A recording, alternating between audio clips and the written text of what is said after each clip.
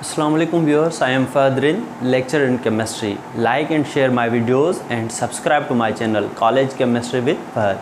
Today we discuss the introduction to organic chemistry. ये second year chemistry में organic chemistry का portion है, chapter number 6. Introduction to organic chemistry में organic chemistry हम कहते हैं the study of hydrocarbons and their derivatives. The study of hydrocarbons and their derivatives is called organic chemistry. अब आपको पता होना चाहिए कि हाइड्रोकार्बन्स क्या हैं और डेरिवेटिव्स क्या हैं. हाइड्रोकार्बन्स हर वो कंपाउंड जिसमें सिर्फ दो किस्म के एटम्स मौजूद हों, कार्बन और हाइड्रोजन एटम, इसके अलावा कोई और एटम उसके अंदर ना हो, तो इस तरह के हर कंपाउंड को कहा जाता है हाइड्रोकार्बन. तो उनकी स्टडी ऑर्गेनिक केमिस्ट्री है. Hydrocarbons the compounds contain only carbon and hydrogen atoms. For example CH4 में इसमें कार्बन और 4 हाइड्रोजन है, कोई और एटम मौजूद नहीं, इसको हम मीथेन पढ़ते हैं, तो ये हाइड्रोकार्बन है.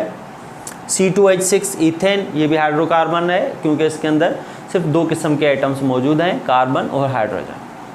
अब हम बात करते हैं डेरिवेटिव. डेरिवेटिव मीन्स कि ड्राइव करना, हासिल करना.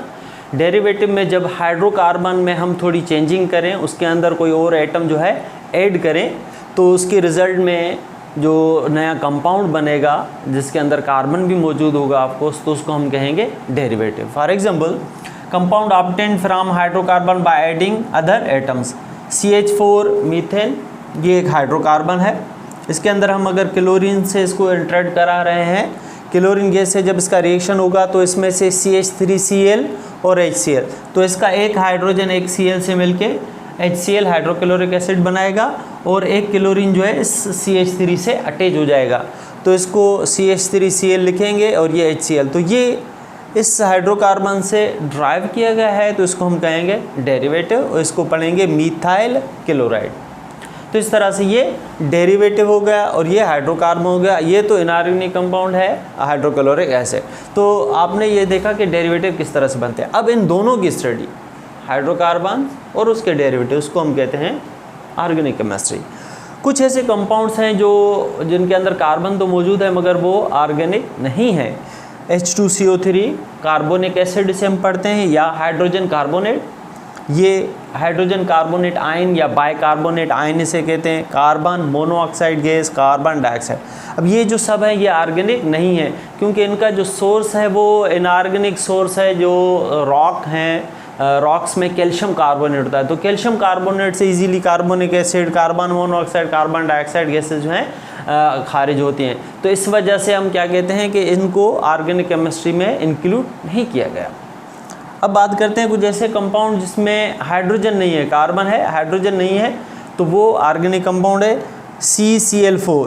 इसमें एक्चुअली इसके जो 4 हाइड्रोजन है, चारों हाइड्रोजन रिप्लेस हो चुके हैं क्लोरीन से.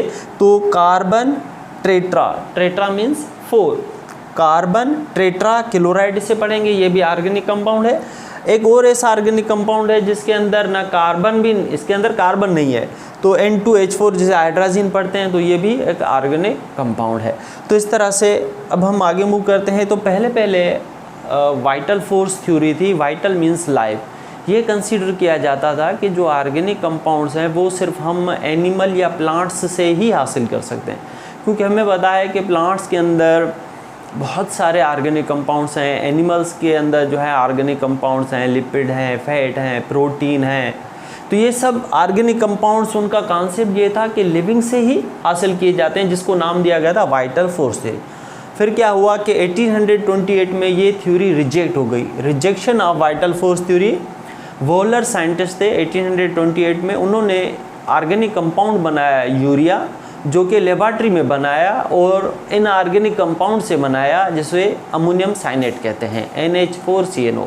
तो इसी तरह से जो वाइटल फोर्स थ्योरी का कॉन्सेप्ट था वो ख़त्म हो गया, क्योंकि अब तो इनऑर्गेनिक कंपाउंड से ऑर्गेनिक कंपाउंड बनाए जा रहे थे, जैसा कि वोलर ने पहली मर्तबा बनाया.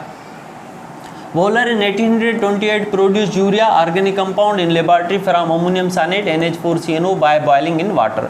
पानी में उसको बॉयल किया अमोनियम साइनेट को, उससे यूरिया बन गया. तो अमोनियम साइनेट बॉयल किया उसको वाटर में, तो ये रिएक्टेंट साइड है, ये प्रोडक्ट साइड है. तो ये एरो शो कर रहा है कि ये रिएक्टेंट प्रोडक्ट में कन्वर्ट हो रहा है। तो ये NH2 bond C double bond O और बांड NH2, ये कोवेलेंट बांड यहाँ पे बना रहा है, तो ये यहाँ पे यूरिया बन गया। तो इसी तरह से वाइटल फोर्स थ्योरी रिजेक्ट हो गई by Wohler. Urea waste product है मेटाबॉलिज्म लिविंग में, और ये यूरिन के थ्रू खारिज होती है, और यूरिया जो है फर्टिलाइज़र के तौर पे भी यूज़ होता है, और भी इसके सारे बहुत यूजेस हैं। केक्यूल साइंटिस्ट ने ये बताया कि कार्बन की जो वैलेंसी है वो 4 है कंपाउंड बनाने में, और इसके अलावा चेन स्ट्रक्चर्स भी बनाए और वो रिप्रेजेंट की, और बेंजीन की रिंग बनाने में भी केक्यूल साइंटिस्ट का बड़ा रोल रहा है। तो केक्यूल ने 1865 proved that valency of carbon is 4 को टेट्रावेलेंट कहते हैं क्योंकि 4 वैलेंसी है, tetra means 4 in compounds, and introduce chain structure and benzene ring. अब आते हैं इस बात पे कि कैटिनेशन। अब ऑर्गेनिक केमिस्ट्री में सिर्फ कार्बन के कंपाउंड्स हैं, जबकि इनऑर्गेनिक में बाकी 117 एलिमेंट्स के कंपाउंड्स हैं।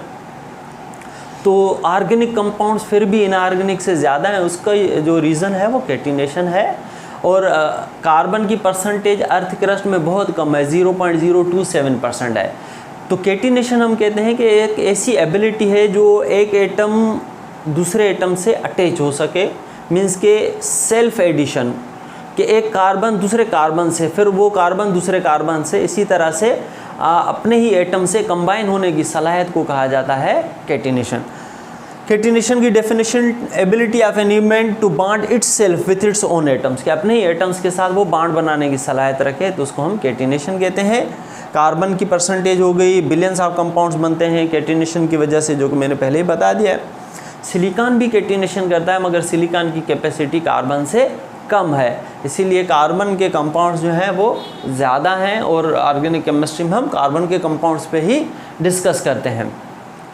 तो ये कुछ बेसिक्स थे इंट्रोडक्शन में कि किस तरह से इसको ऑर्गेनिक केमिस्ट्री को एक्सप्लेन किया जाए, और हाइड्रोकार्बन डेरिवेटिव्स क्या हैं, वाइटल फोर्स थ्योरी, कैटिनेशन, इस तरह से।